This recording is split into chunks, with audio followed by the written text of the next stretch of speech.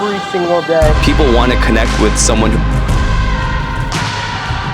Self-expression is life. It is the challenge. It's a challenge of life. You can't get mad at other people for not seeing your vision. It was all about a grind. Like I said, I was selling CDs, DVDs, and clothes out the trunk of my Whatever car. it takes. This is for the people. Don't forget that. What's up, Lug Life family? Zach here from the Junk Luggers. I am here with Karen Haycox, episode 27. She's the CEO of Habitat for Humanity, New York City and Westchester. Thank you so much for coming on. Thank you, Zach. Thank you for having us. Yeah, so this is actually our first time interviewing the CEO of a not-for-profit, so I really appreciate you coming on. Do you mind just starting off explaining what your history is with Habitat and how you got to be the CEO? Wow, sure, I will. How much time do we have? We got time. It was a couple of years in the making, but I'll try and do it justice. Nice to meet you all. Thank you. First of all, thank you for being interested in talking with me. Thank you for everything that you do for Habitat for Humanity and the 5 boroughs. Really instrumental to our success, and can't thank you enough. From my heart to yours, it really is instrumental in the work that we do.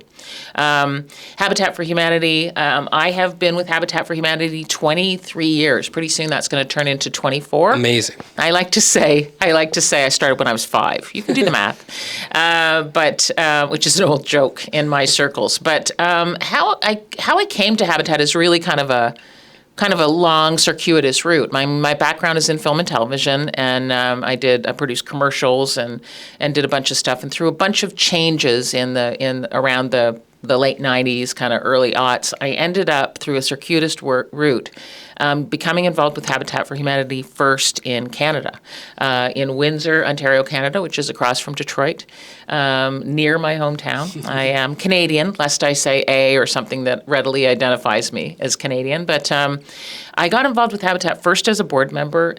I was doing some executive recruiting at the time and working on contract, and I found immediately a real passion for the role the role for our model, which is really engaging communities and bringing people together. And it was a lot of what I did in film and television, except it had this really meaningful end. At the end of the day, I still believe today that when I put my head on my pillow, I feel like as hard as this work is, and make no mistake about it, no surprise, it is hard work, specifically in New York City, that it really means something, that I have a Rolodex in my brain of images and faces and stories and people that this work has touched, and that feeds my soul in a way that really works for me. I think happiness and contentment is an inside job, and so the work that I do provides me with that. So you asked,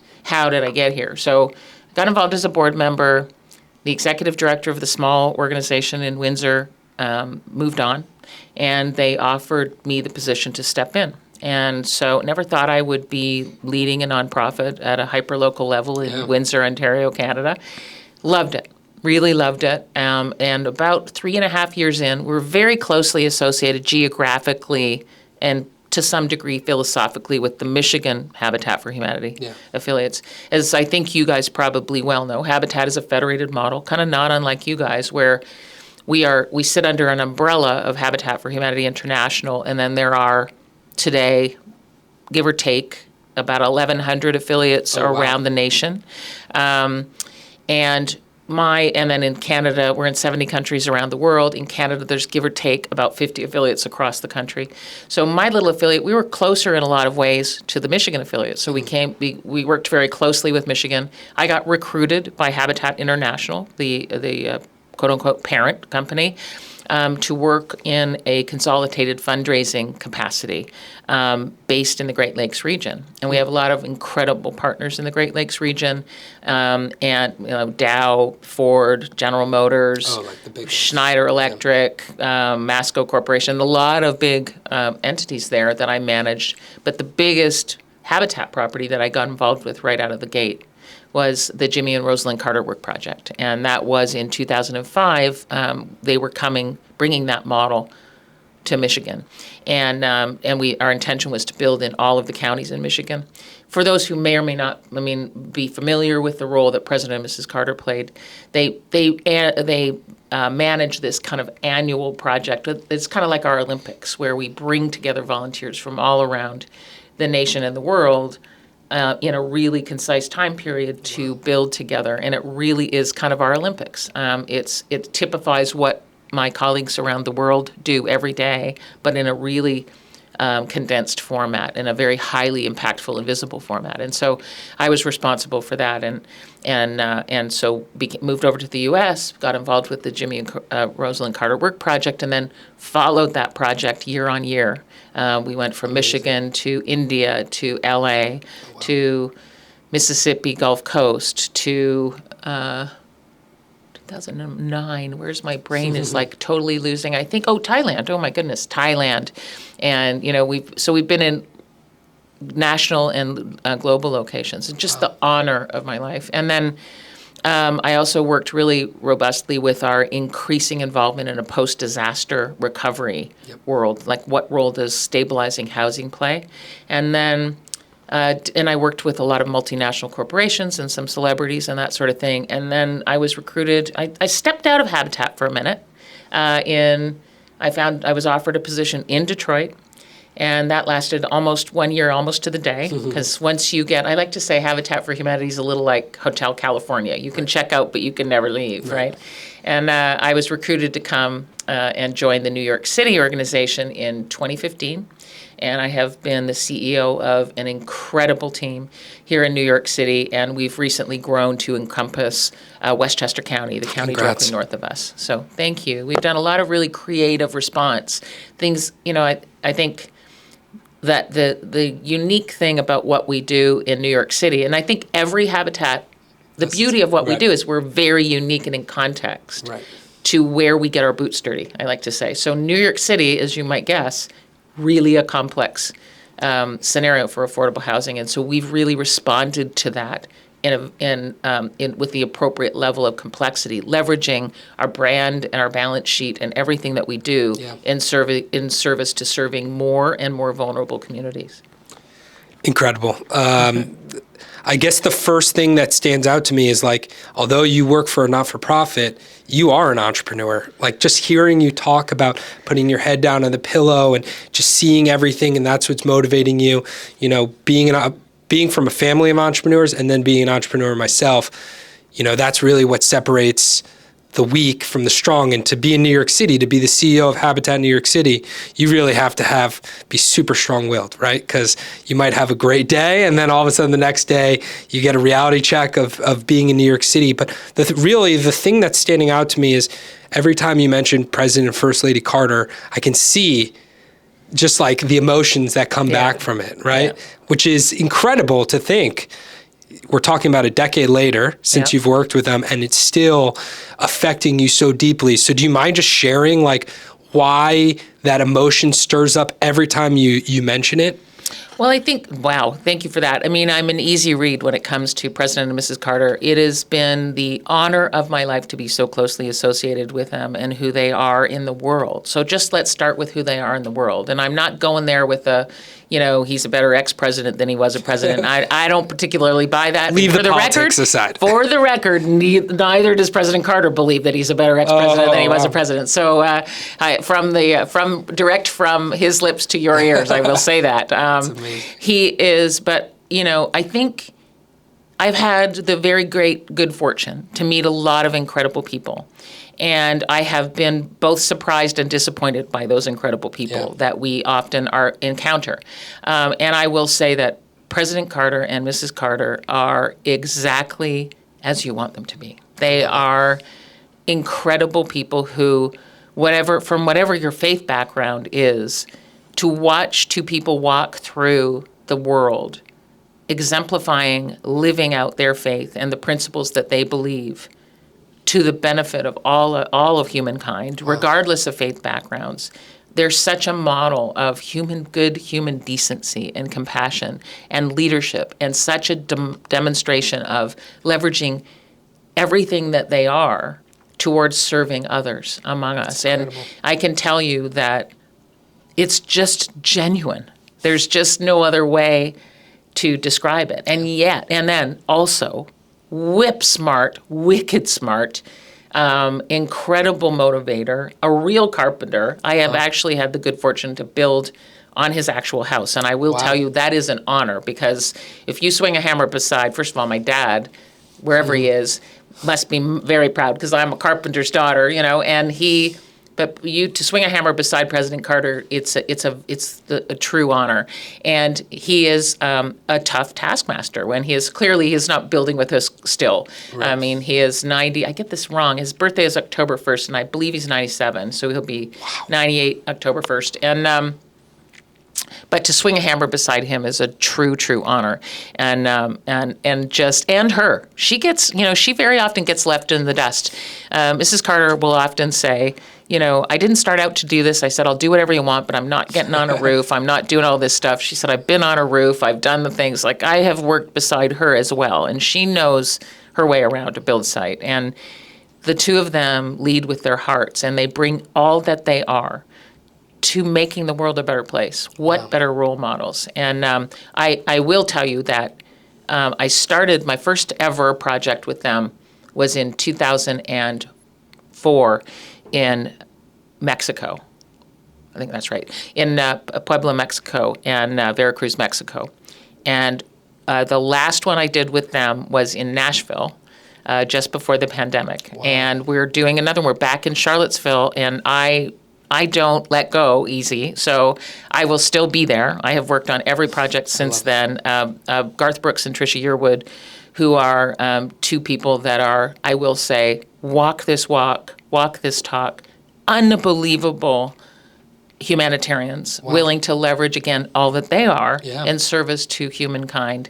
And they would say, were they here, that they are not the replacements for the Carters, but they are willing to carry the hammer forward, to carry forward the message that the Carters have laid down. And I have had the great good fortune to become close to them as well. And again, two humanitarians who take, I always say to Garth and to Tricia, look, I would love you guys if you were a plumber and a hairdresser. I'm kind of glad you're not, because it's really cool to be in their presence. But they are two of the kindest, most genuine human beings, again, that I've had the good fortune to work with. So they'll be in Charlotte, North Carolina, and I think it's October, and I'll be right there. So. That's amazing. So I think one of the most amazing parts of Habitat is how strong of a brand name the organization has.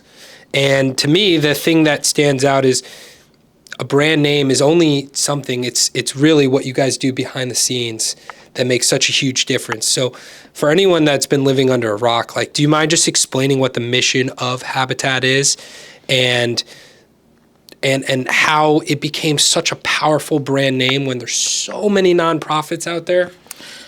Yeah, I'll try. It's a complex story. We were founded in South Georgia in 1976 by a couple, not by the Carters, which most people, the biggest misnomer, two big misnomers that are misunderstandings, is that we were founded by the Carters, which in fact we were not. They are, of course, our most notable volunteers. And secondly, that we give away houses, which we do not. Right. We are very much based on partnership with the families. We provide, I love the tagline that we stand behind is, we're a hand up, not a handout.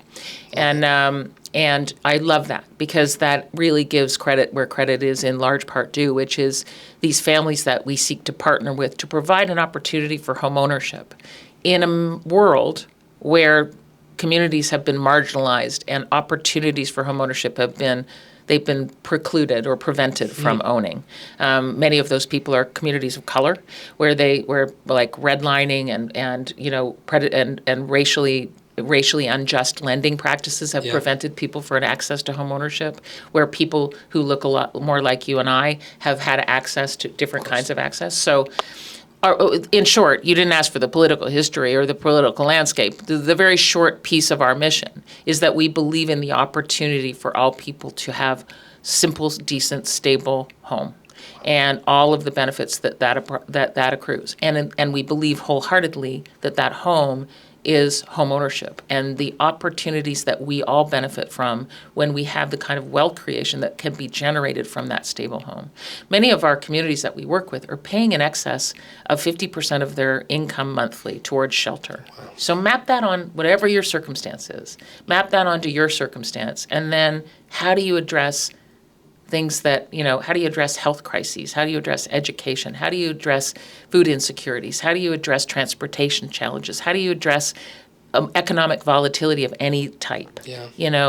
And so home ownership in our model, first of all, gives you the opportunity to accrue equity in your home. Which then generationally provides wealth and access down the road, So we like to say we talk about three models of equity, right? First, if you're paying 50% for your rent and you don't own, now in our model, you'll pay roughly 30%. So you immediately get, some additional expendable income month over month. If you get an affordable mortgage product, in our case in New York State, it's 1% down, 2% fixed interest.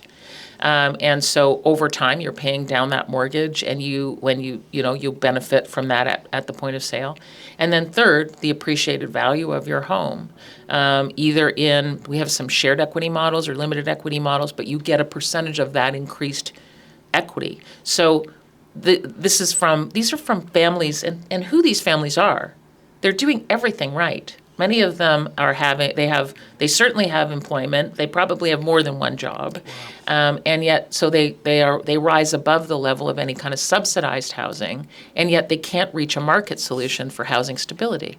And the cost of rents in these, I don't need to even to talk about that to you. You know what's going on in the rental market right now. So these people are not other than us. They're the people that we see every day on the streets. There are teachers, our bus drivers, there are baristas, there are dry cleaners. They're people that are part of the fabric of our lives, and yet they're being forced out of the market. That's incredible. People don't like to think about, or maybe they don't consider, it's easy to say in New York City, if you're of a certain age, you can say, I don't own in New York City. Why do I care if they own? Right. Yeah, but you don't own in New York City, but you probably maybe you have a place down the shore or on the island, or maybe you have plans to be in New York for a finite period of time and then change your career and go somewhere more suburban to raise your family, or, but the families of New York City that we seek to serve they're the fabric of our neighborhoods. They're the mosaic of our city. So what are we saying? That they don't deserve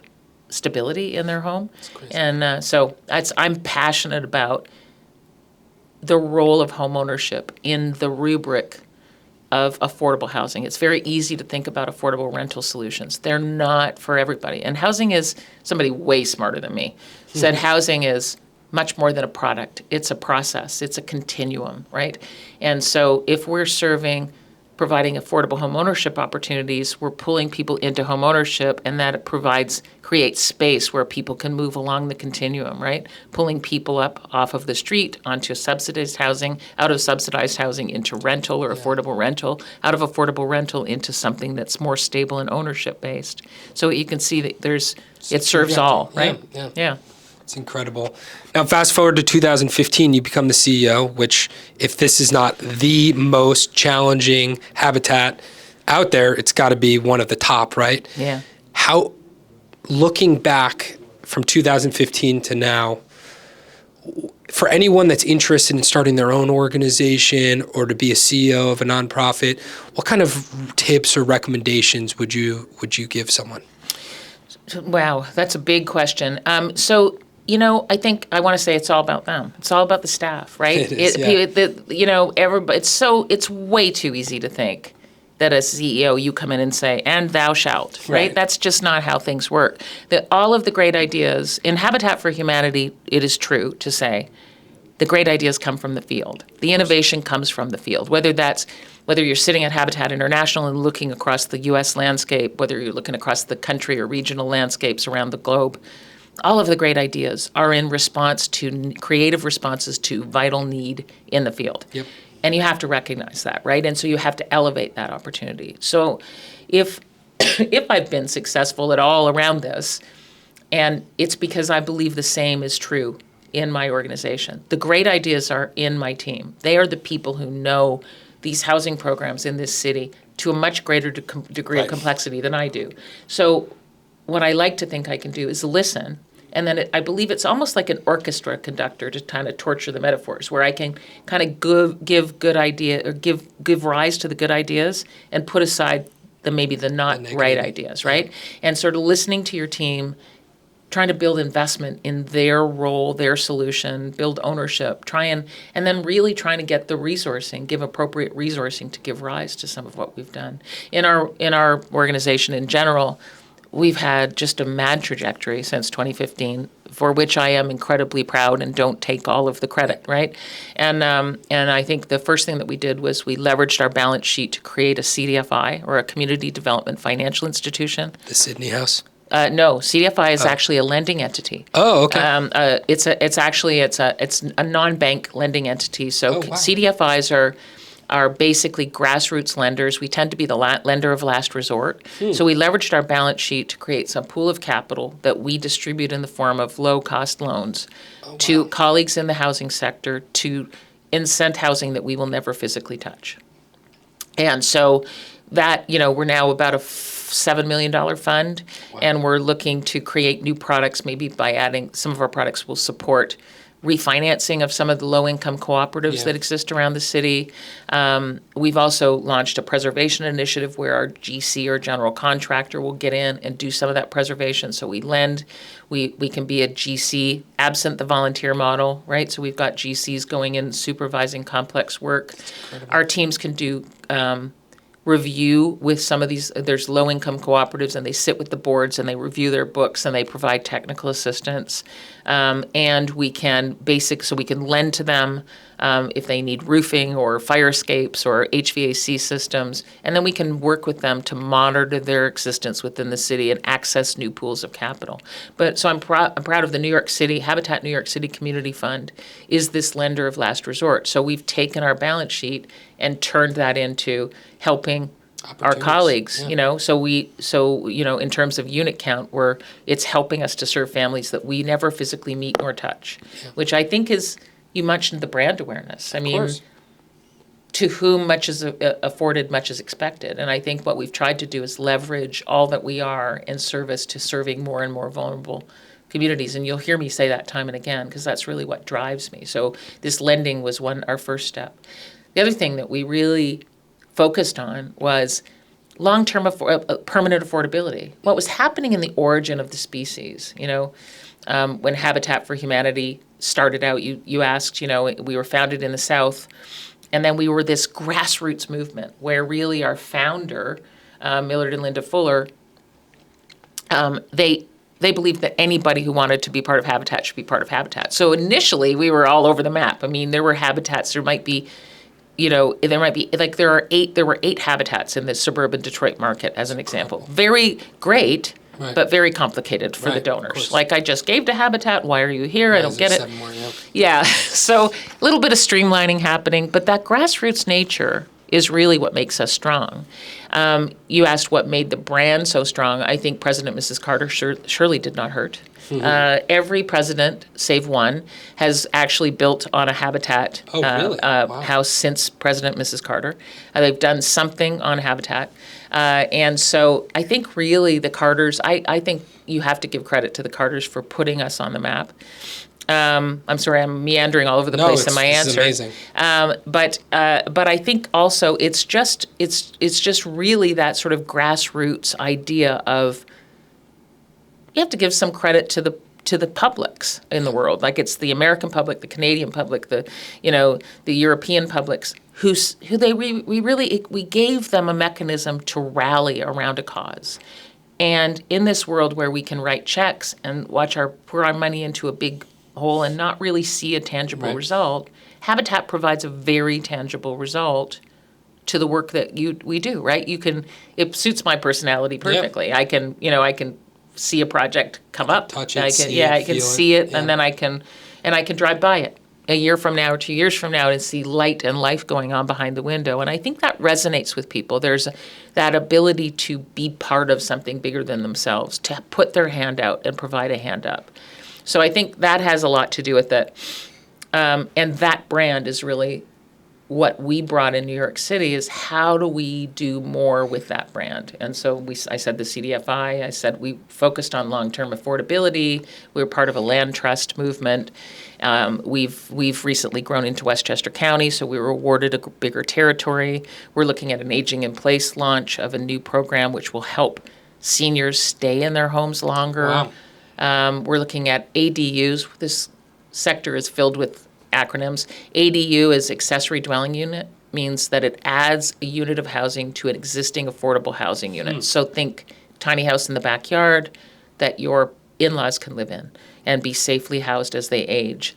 Maybe it's an affordable rental unit that helps to subsidize and stabilize your income for your housing. Love it. So you're creating additional housing in existing spaces, and that's something we're really excited about as we move up into Westchester. So many projects going on. it's hard. It's hard to sort of, it's the gift is to really sort of try and understand the landscape that you're living within, understand the housing challenges, and how we can seek to further some of those challenges, So Great opportunities not only for yourself but for the community. Yeah. There where they might not have had access if Habitat wasn't working on these new ventures. So it's incredible. Yeah, it's really important. You asked, I've talked about my staff, but I think it isn't just lip service to say I'm an imperfect person, but my goal is to recognize the staff and to invest in the staff, to try and navigate mechanisms to build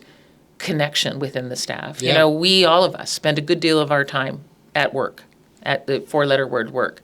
So let's try and recognize that. Let's create some value. I did not create this, but I inherited something called the Happiness Committee, which is something we invest in, which is basically we put a small amount of budget to it, and it enables the team to come together and, go bowling or go out for beer and chicken wings or go to the tenement museum or, and we try and facilitate connection with the staff. And I think that that's one of our real strengths. And increasingly in this post-COVID environment, something that I think we all have to reckon with. How are we addressing our staff? How are we recognizing our staff? Do they have a voice?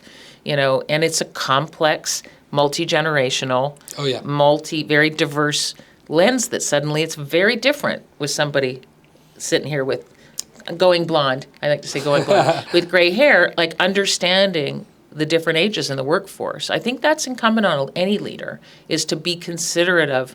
It's not as easy as it used to be, where we just say that. We used to just say, thou shalt do. That is now the way it's it is, different now, right? There's a whole lot of listening going on, hopefully. Yeah, and I think you could feel how much you care about the people that work with you. And for someone who's been in the entrepreneur game for a while, in the beginning, I was a newbie, and I just was more of a dictatorship because things had to get done. And I felt like by barking out the orders, we had a better outcome. Now, as I consider myself a seasoned entrepreneur, I realized listening to your people, like you were talking about in the beginning, is really the key for success. And I'm almost positive that if we talk to anyone that was on your team, they would agree that the reason that they're working as hard as they do is because of the strong leadership behind them and allowing them to try new opportunities, make mistakes, care about what's going on in their own personal life. So I hope that's true. I also think, not to underestimate the commitment of these folks. They could be anywhere. They could go do whatever they want. They're getting, especially now. This is a nonprofit, mission-driven organization. So credit where credit is due. Hopefully they acknowledge that we're trying to do our best around leadership. I believe happiness and contentment is an inside job. And so hopefully these are people who have elected to be in this nonprofit world, to be making a difference in the world. So kudos where kudos is due, right? They had choices to make and they made them. You'll hear me say we a lot. I really am, I'm oriented to we versus I. It's so, none of us got here on our own. Right. None of us did, and that's what I say to the home buyers when I have occasion to speak with them too.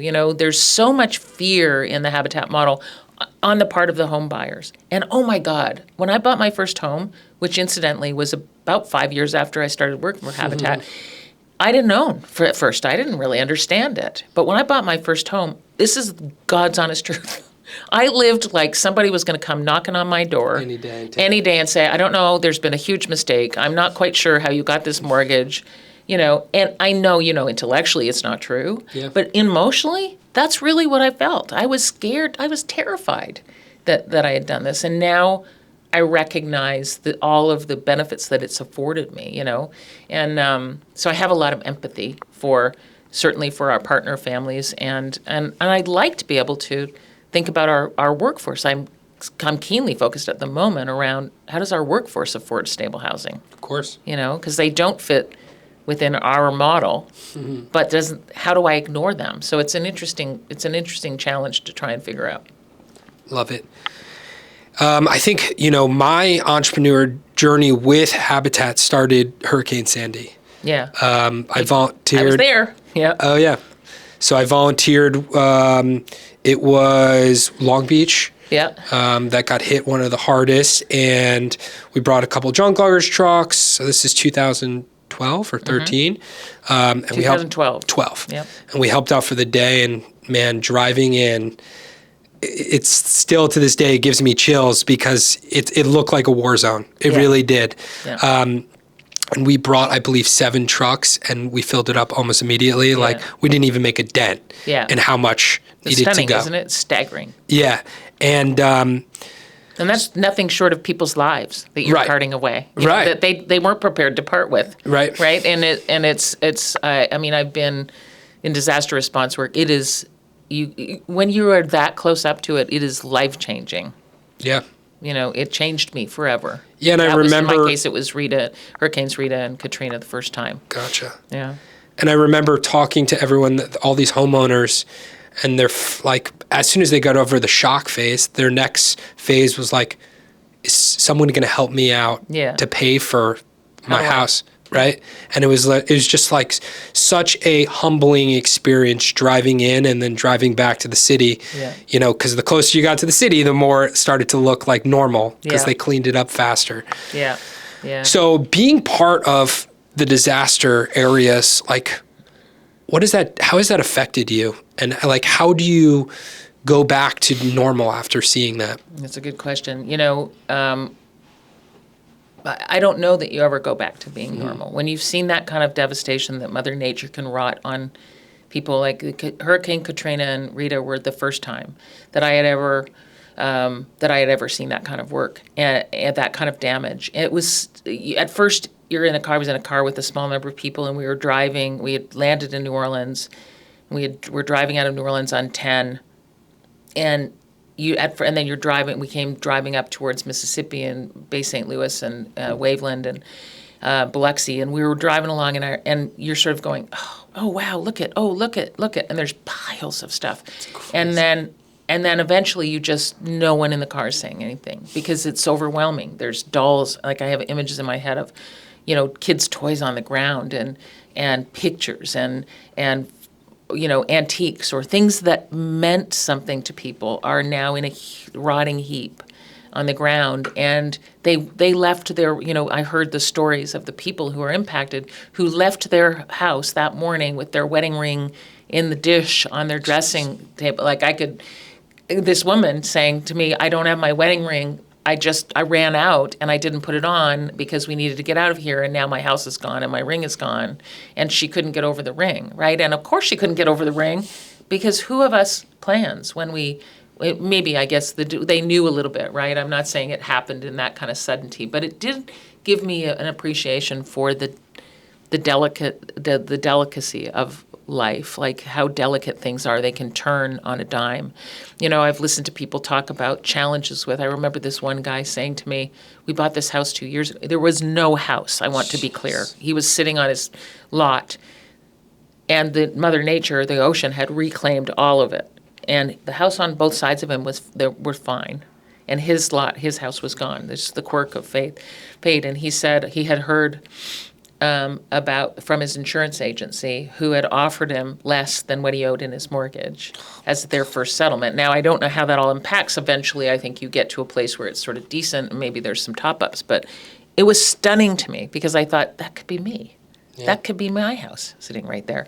So you start to identify. I think the strength of this work is you can see yourself in others. And we, I think, as a people, spend a lot of time focusing on where we're different and we're not. You know, I mean, especially the world today, I think, is trying to really tell us how different we are, and why we should be this or we should be that. Yeah. And I think this work, in as much as we all have our political beliefs, this work has really highlighted for me that we are, in fact, more alike than we are different. Those people had the same. They got up that morning and had coffee in their cup and put their children in the car and tried to escape this damage and came home, and all of their hopes and dreams were devastated, right? It's stunning. You know, in the same work, when I've been afforded the privilege of traveling to, I think I've been to 24 countries with Habitat. Oh, wow. India was one that particularly struck me because of the desperate poverty. You're talking about people who are earning $1 or $2 a day, if they're lucky, and transiently living and sleeping on the sidewalks.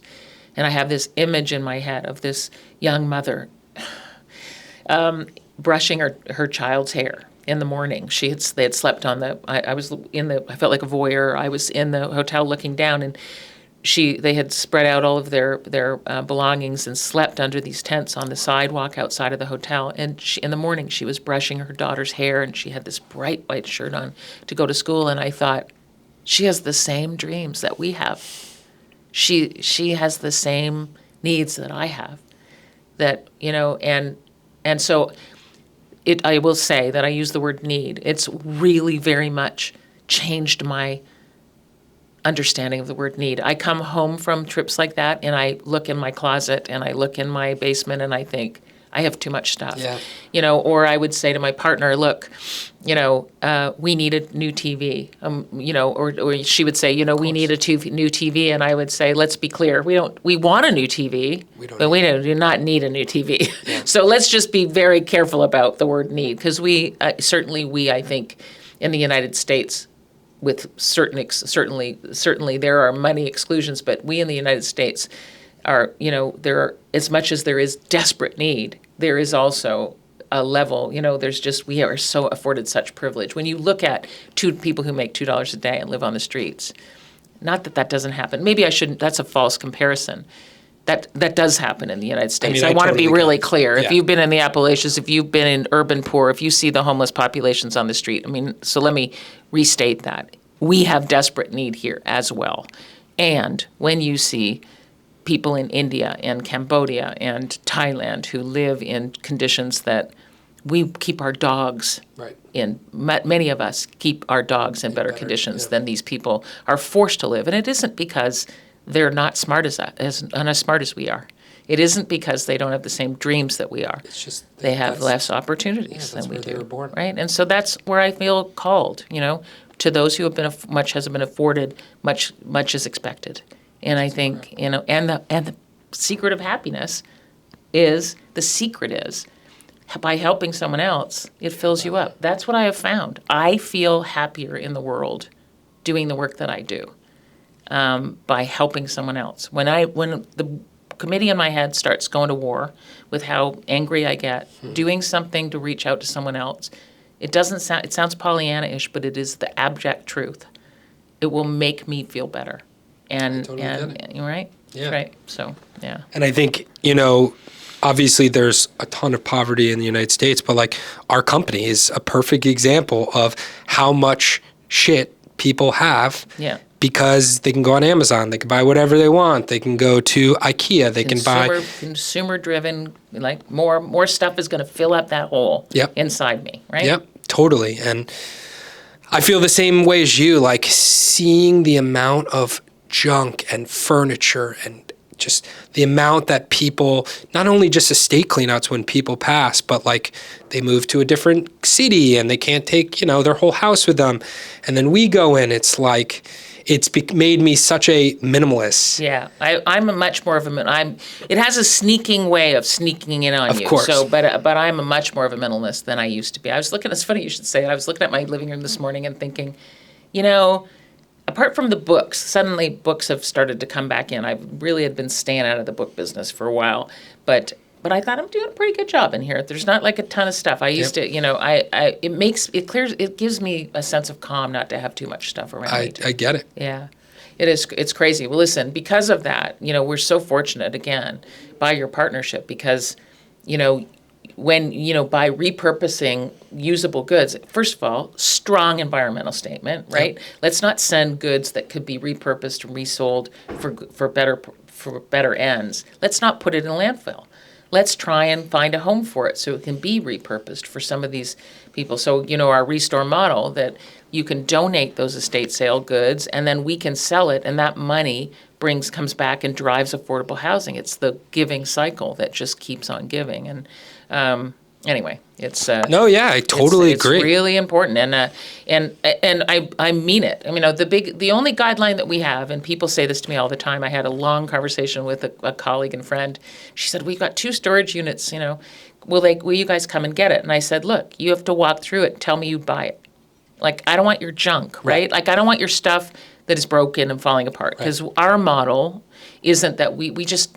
Although I'm kind of interested in this, like the Goodwill does a job where they can actually do some of the fixing and repairing. We don't do that. So the stuff we take, we have a barrier, right? We need to be able to look at it and say, I'd buy that, right? That's in good shape. Or I can refinish that and it's in good shape. It doesn't have to be perfect.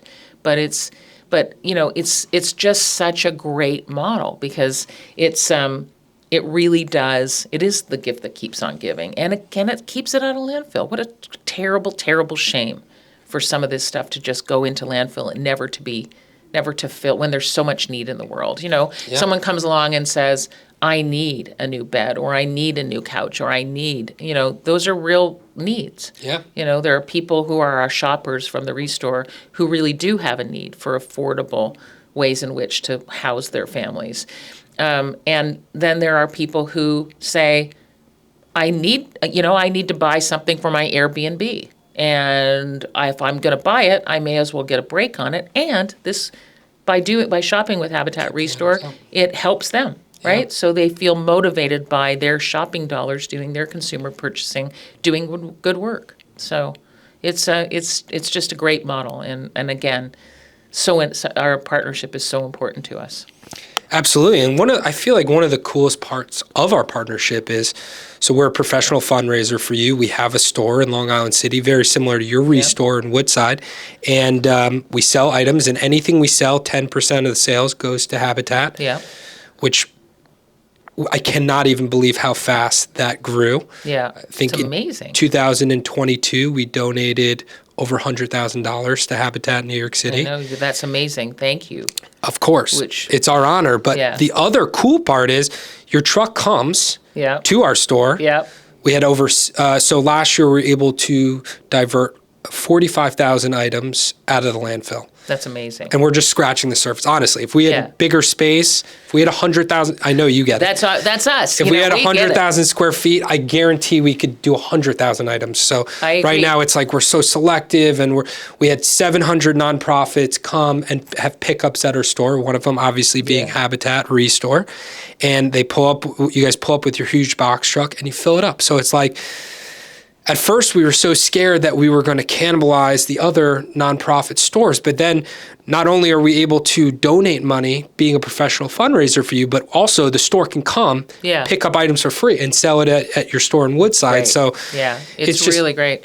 I know that it's outside of your service here, but we actually are expanding finally into Yonkers. We'll open our second store in Yonkers. It'll be a little bit larger. It's about 8,800. So our philosophy, Leslie Williams, who runs, shout out to Leslie. Shout out to Leslie. She crushes it. We should be able to bottle Leslie's energy, all of us, and the world would be a much more effective and animated place and a happy place, because she's really somebody who's got this whole idea that what she's doing is changing the world, right? And it's an inside job. But her philosophy is one store, 2 locations, right? So we are going to find mechanisms to connect the two, so that if you're standing in Woodside and you think, but I want a blue refrigerator, we have one in Yonkers. So we're going to try and crack that code a little bit around how we sort of connect our shoppers to what they're looking for. Love it. It's great. just really a great model. That's awesome. And I know I brought it up before, but the Sydney House, you mind just explaining what it is? Sure. Yeah. Yeah, I didn't talk a lot about the kinds of things that we do. I mean, we do, some single-family homes, and we do much of what we do. Shout out to the City of New York and to the State of New York, are huge partners in our work. Were it not for the City of New York, much of what we build is on previously city-owned land that we win through competitive RFPs. And so some of those are single-family homes. That's where you see our traditional volunteer model at work. You see volunteers working. But many of our projects are kind of very either no volunteers or very little volunteerism, where you'll see multifamily, multi-story work go up. Sydney House was one example of that that we built in partnership with the city. Not only do they award the competitive RFP on city-owned land, but they also provide funding to a significant degree per unit. And then we fill the voids with our philanthropy, right? So Sydney House was a unique project in that we brought the land, we purchased the land in partnership with our developer partner, Allmat, and because they came upon the awareness of this land for sale, we were able to purchase it. We brought it to the city and were awarded the idea of Sydney House, which was 57 units. It's the largest number of families under one roof in the Habitat universe, we like to say. Wow. Austin, Texas has taken a run at our record, but it's the larger. We've done larger projects, scattered site, where there's been more families in a project, but under one roof. Sydney House is the largest number of families under one roof in the Habitat system. And it's in the Bronx, correct? It's in the Bronx, yeah. It's 57 units, which is 56 home ownership units and incredible. And one super. There's a superintendent on site. So it was a tremendous public-private partnership, and it's home to 56 families who are now governing their building. They've formed a cooperative board. They're managing their asset longer term. They're looking at the needs of their building. They're stabilized in their unit and paying an affordable mortgage, right, and benefiting. 85% of our families self-identify as people of color. So these are people who are marginalized. They've been marginalized from the purchasing market, right? And it's hard to get to deal with in the conventional banking market to qualify for a mortgage. So it's really gratifying to see the kind of impact that our work has on these families. Amazing. So what would you say, what does the future look like for Habitat for Humanity in New York City and obviously now Westchester? I think the goal is really my guiding principle is more and more vulnerable communities. We want to be I believe fervently in, I have said several times, leveraging all that we are to reach further. Now, you got to be a little bit appropriate about that. You don't want to drift too far. You want to be able to do certain things well. You don't want to do too many things or try and be all things to all people. But always seeking to serve more and more vulnerable communities will always be first on our heart. I think one of the challenges about this work in this city, it's such a high-cost environment, is holding on to the assets that we have longer term. So we're part of a land trust I mentioned very briefly, and that land trust, which we helped to co-found, will also, which means that the units, when you as a home buyer sell the unit, you accrue all of the benefits of being a home buyer, but it is preserved on resale for somebody in a similar financial circumstance, so that the next generation then is benefits. So we'll be really working on long-term affordability, I think, and then really for me in this post-COVID world, it's about responding to the changing workforce, I think is important, and also looking at streamlining operations. Habitat is a federated model. There's a lot of us in a relatively small geographic area. Looking at alliances, we're doing some work with our neighboring affiliate in Dutchess County. Cool. We're providing some financial back office to them. So my CFO, my controller, and my director of finance are actually helping them do their books and their work. And we're doing that at a contracted rate. Wow. So looking at some ways to streamline operational costs across the Habitat system. Permanent affordability and long-term affordability of the units that we buy is amplifying the impact of the investment, the public investment and the private investment and the philanthropic investment to serve future communities is really one of our strategies, and to streamline our operational costs. I love that. Yeah. And I mean, that speaks so highly of how valuable your team is and are, that they're able to then help out other habitats that might have struggled to fill that role for a certain amount of time, and it's starting to affect them. So it's incredible. Yeah. If people want to get involved with Habitat, what would you recommend? I think the first and foremost, follow us on all of our social media channels. Then you find out what's going on. You'll find out where our volunteer opportunities are. And increasingly in this post-COVID world, we've looked to ways that we can engage you off the build site. Yep. So it might even be just as either. I think there's a lot of interesting conversations. I believe fervently that people crave conversation. Yeah. Intellectual, intelligent conversation and connection between people. And so we facilitated a number of in-person meetings. Sometimes they're luncheons, sometimes they're hosted panel discussions where you can talk about housing, you can talk about topics, you can engage with each other. And we do it in a way that has, I think, resulted in people, you can go to these events in the city and you go in and come out and you didn't talk to anybody else. You just listened to the speaker and you left. Right. We're trying to figure out ways to facilitate connection with people, engage people, and share amongst each other. So you leave knowing something you didn't know, knowing someone you didn't know. So following us on social media, you get involved with our volunteer opportunities, any of the luncheons or facilitated opportunities that we have. Shop at our Restore for certain. Please. You'll find out there's volunteer opportunities that are specific to the Restore. Sometimes they're fun and they're DIY projects. Sometimes we're looking at a kind of a pilot opportunity around kind of a social enterprise model where we actually build something that can then be sold. My personal favorite is Adirondack chairs, but I'm getting overruled by people who are interested in bookcases. Right.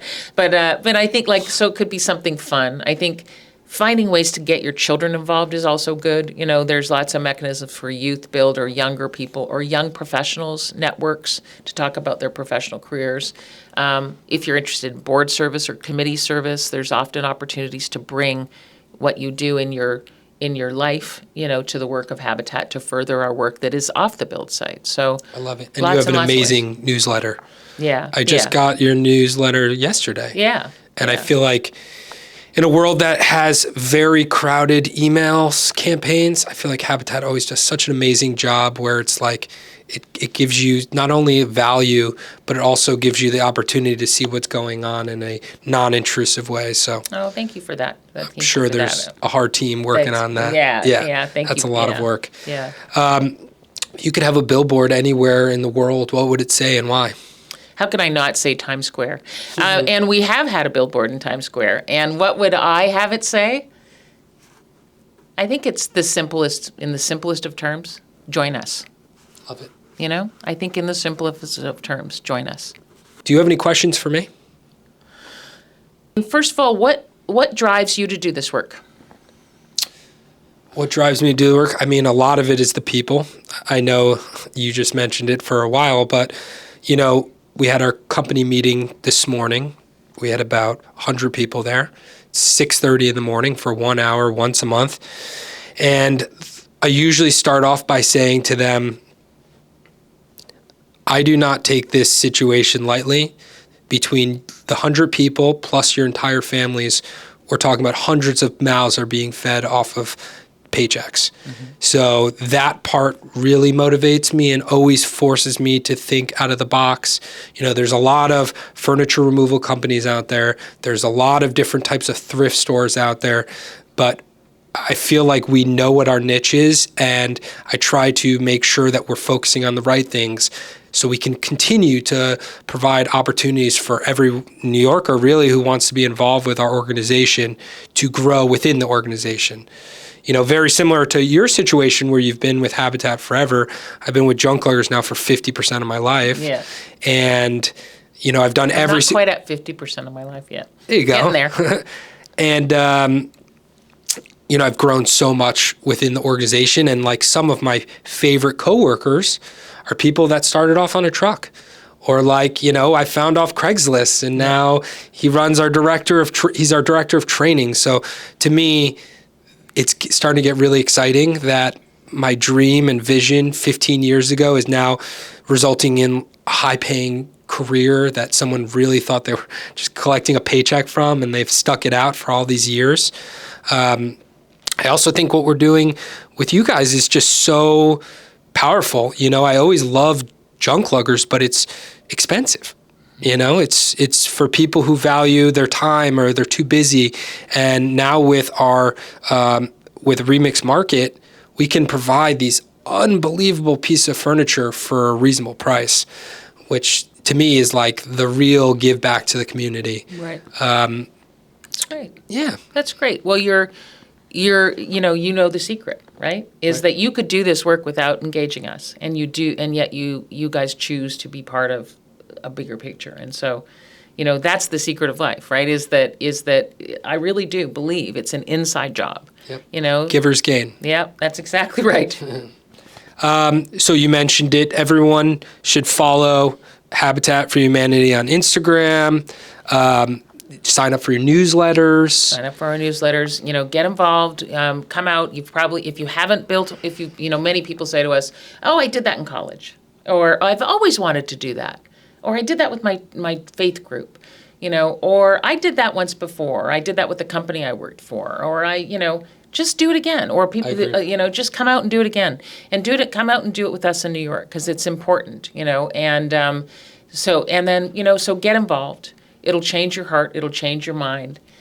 Certainly write a check. We choose, we take the use of your funds very seriously, and I think I believe truly that we gain when we give, and so I give. I'm a donor. Not only am I the CEO, but I'm also a donor to the organization, and and they're in my will. So, I believe I put my proverbial money where my mouth is. I think that this work is important, and I know that what we are doing will live on well beyond me. And I think as I increasingly get more blonde, it's something I think about, is what is my legacy? What do I want to leave, behind me? And so I really want there to be a place where I believe fervently that the energy that we provide lives on in the buildings that we build, right? And it's about more than just bricks and mortar, right? And so that's what I would say to people. Get involved. Make the deal. Come out and do the work. Write a check. Be part of this movement. Join us. Yeah. Wow, super powerful. Thank you so much, Karen. I think it's just been amazing to listen to how many different projects, and you have your hands in everything. And thank you so much for making time to speak to us. I think all of our viewers are going to get so much powerful information in just an hour. And that wraps up episode 27 with Karen, CEO of Habitat for Humanity, New York City, Westchester. Follow them on all of our social media. And thank you so much. I really appreciate it. Zach. Thank you. Thanks. Have a good one.